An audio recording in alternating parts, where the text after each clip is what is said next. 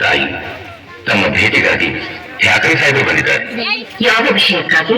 ಒಂದು ಒಪ್ಪಂದದ ವಿಷಯ ತಮ್ಮೊಡನೆ ಚರ್ಚಿಸಬೇಕಂತೆ. ಕರೆದುಕೊಂಡು ಬನ್ನಿ. ಆಗಲಿ ತಾಯಿ.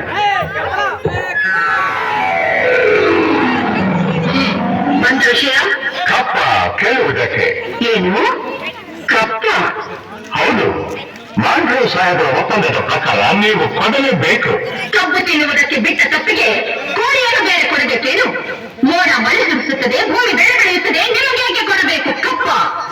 ನೀವೇನು ನಮ್ಮವರೊಂದಿಗೆ ಮುತ್ತೀರಾ, ಬಿತ್ತೀರಾ, ನೀರು ಹಾಯ್ತೀರಾ, ತಿರುತ್ತೀರಾ, ಹೊರೆ ಹೊತ್ತೀರಾ, ಇಲ್ಲ ದಣಿದವರಿಗೆ ಅಮ್ಮನಿಕಾಯಿ ಕೊಡ್ತೀರಾ? ನಿಮಗೆ ಯಾಕೆ ಕೊಡಬೇಕು ಕಪ್ಪ?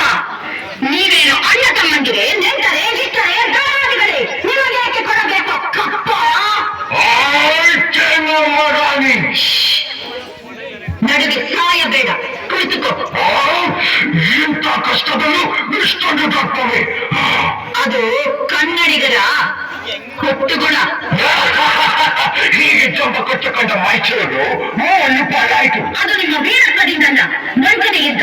ಮೈಸೂರನ್ನು ಹಾಳು ಮಾಡಲು ಮರಾಠರನ್ನು, ಮರಾಠರನ್ನು ಹಾಳು ಮಾಡಲು ಮತ್ತೊಬ್ಬರನ್ನು ಎತ್ತಿ ಕಟ್ಟುತ್ತಾ ಇಡೀ ಹಿಂದೂ ದೇಶವನ್ನೇ ನಯವಂಚನೆಯಿಂದ ನುಂಗಲು ನಿಂತಿರುವ ನರಿಯ ಜಾತಿಯವರಲ್ಲವೇ ನೀವು. ಕಿತ್ತೂರು ರಾಣಿಯ ಎದುರು ಕಪ್ಪ ಕೇಳುವವರ ನಾಡಿಗೆ ಸೇರಿ ಹೋದಿತು. ರಾಣಿ ಸಾಹೇಬ, ನೀವು ಕಂಪನಿ ಕಟ್ಟಲು ಬೀಳುತ್ತಿದ್ದೀರಾ? ನಿಮ್ಮ ಕಂಪನಿಯವರಿಗೆ ನಮ್ಮ ನಾಡಿನಲ್ಲಿ ನಿಲ್ಲಲು ಜಾಗದ ಭಿಕ್ಷೆ ಕೊಟ್ಟವರು ನಾವು. ಕಟ್ಟಳೆ ಮಾಡುವ ಅಧಿಕಾರ ನಮ್ಮದು.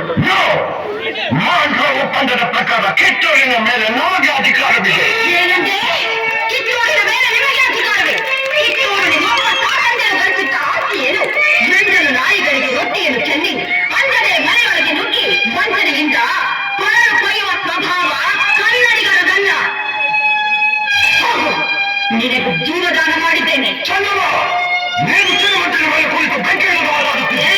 ಬದುಕುವ ಆಸೆ ನಿಮಗೂ ಇಲ್ಲ, ನಿಮ್ಮನ್ನು ಉಳಿಸುವ ಆಸೆ ನಮಗೂ ಇಲ್ಲ.